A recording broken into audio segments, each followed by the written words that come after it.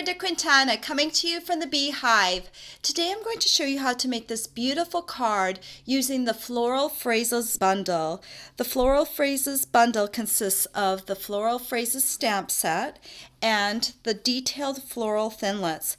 These thinlits are absolutely gorgeous, and I'm going to show you just how beautiful they are when we make this card. So when you're cutting with the detailed floral thinlits, when you cut this piece out, it doesn't cut off this edge piece. You need to use this piece to cut the edge.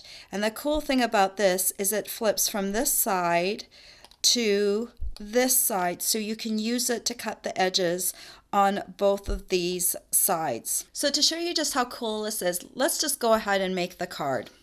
So you're going to need a piece of cardstock that is 4 1/4 inches by 3 1/4 inches. And I have my Big Shot here, and I have my new Big Shot platform. It comes in 2 pieces. We no longer have this hinge thing over on the side. It makes it far easier to cut. And the other cool thing about this is that it has a slightly raised middle, which will make cutting our detailed dies so much better. So I've got both of these together on here. Then I'm going to take a cutting plate. Then I'm going to take my Whisper White piece, and I'm putting the 4 1/4 inch side, or one of the 4 1/4 inch sides, towards me. We're going to be cutting with the smaller detail floral framelits, and we're going to be using this edge cutting piece. So first you're just going to place the edge cutting piece kind of along the edge here, just for starters, and then you're going to lay this detailed piece right on top of it. Now the trick with this is to kind of just get it so that the sides are even, so that they match up with the sides in a straight fashion. Then you're going to kind of shift this cutting piece so that they'll be equal distance all the way along this edge. So you see, if I hold this up to the camera a little closer, I've got equal distance all along here, and I want it spaced a little ways away from the edge of this detailed piece because I want a little bit of white space, just like there's white space on the edge. So then I'm just going to be really careful because this is not a magnetic adapter, so you don't want to shift it too much. Make sure it still looks like it's supposed to, and then I'm going to carefully place my cutting plate on top, and then I'm going to run it through. One other thing that I didn't mention, I'm going to run it through one more time. This edge piece, I want it pretty close to the edge here because we need the space up top here to stamp our greeting. When you're doing this, running through with a really detailed die, always run it through twice because you're going to get a better cut that way, and it will be easier to remove the little pieces. We're going to remove the Big Shot, and the bottom cut piece just comes away really easily. So you're going to keep this detailed piece in for a moment, and I'm going to take my Big Shot die brush, and first of all I'm just going to run over top of this metal piece. Don't roll too deep or too hard. You don't want the little bristles to get caught in there, but just kind of give it a first little run over, and then remove this piece. And then you're just going to lift up, and most of the pieces should kind of fall away. If they're, and in this case it did. If it didn't, just gently go over top with your brush to remove the rest. Now we're going to do some stamping, and I've got my Night of Navy ink pad here. I'm going to open it up. And in this Floral Phrases stamp set right here, I'm going to choose this A Special Note of Thanks to You. You could also use this Congratulations if you wanted to. If I was doing the Congratulations, I would make my piece a little wider. I probably would have cut it to 3 1/2 inches because this Congratulations is a little bit bigger, and I would need a little bit more room to get that on there.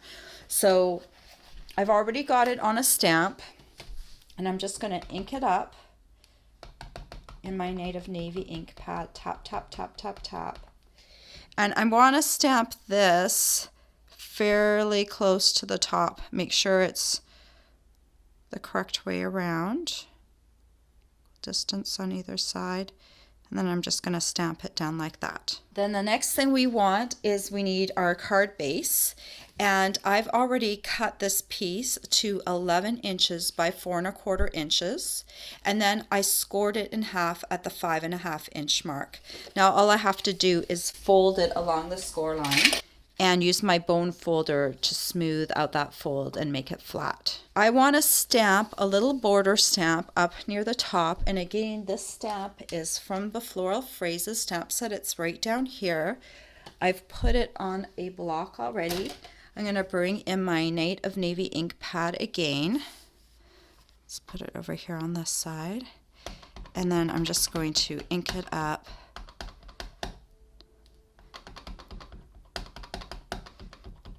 And I want to stamp this about 1 inch down from the top. So just kind of eyeball it if you want to. If you want to get out a ruler and measure, please be my guest. I'm just going to kind of give it an eyeball for 1 inch. Then what we need to do is glue this on here. And I'm just going to use some Tombow liquid glue. And I'm going to put Tombow along the edge, and then I'm going to put a few dots along this edge.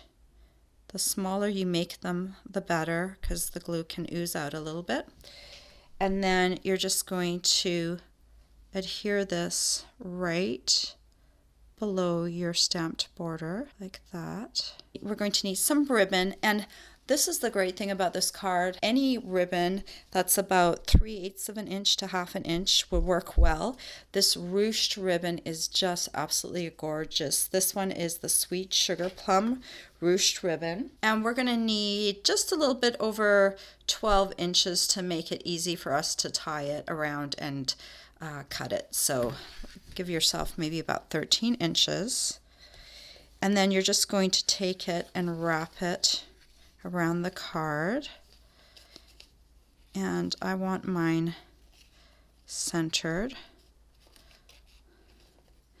and I'm just going to tie a knot to start off with, and then I'm going to use locking tweezers.